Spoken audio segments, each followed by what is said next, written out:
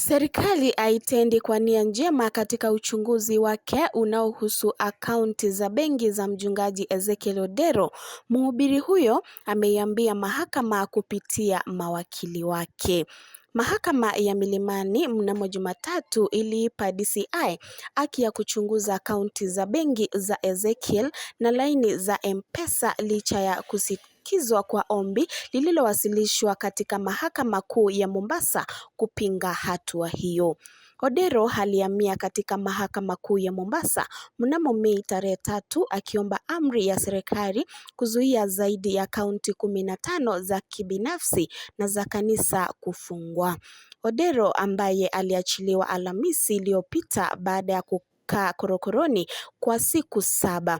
Pia aliomba mahakama izuie serikali kutokana na maamuzi ya ziada ya upande mmoja ambayo yanaathiri kanisa lake, shule, mikahawa na biashara nyinginezo katika eneo la ekari 65 la ardhi Mavueni, Kilifi, kaunti ya Kilifi. Pia alitaka kanisa lake la New Life Prayer Center na station ya World Evangelism TV ambazo zilifungwa mnamo Aprili tarehe 28 zifunguliwe tena. Kulingana na mkurugenzi wa mashtaka ya umma, Odero anachunguzwa kwa angalau makosa 14 ambayo ni pamoja na mauaji, kusaidia kujiua, utekaji nyara, itikadi kali, mauaji ya halaiki, uhalifu dhidi ya binadamu, ukatili wa watoto, ulaghai na utakatishaji wa fedha.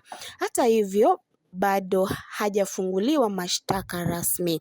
Odero ambaye yuko nje kwa kodi ya shilingi milioni 3 na dhamini ya kiasi sawa na hicho au dhamana ya shilingi milioni 1.5 pesa taslim mbadala, amehusishwa na mhubiri mwenye utata wa Malindi Paul Mackenzie.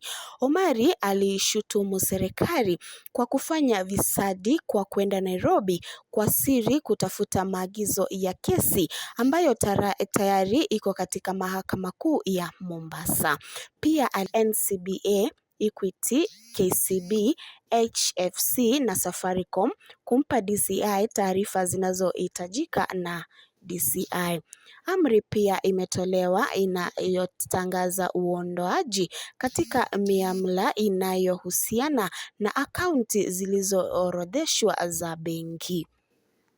We are definitely going to ask the court to try and stop that, because definitely they have shown disrespect to this court. School children's account has been closed.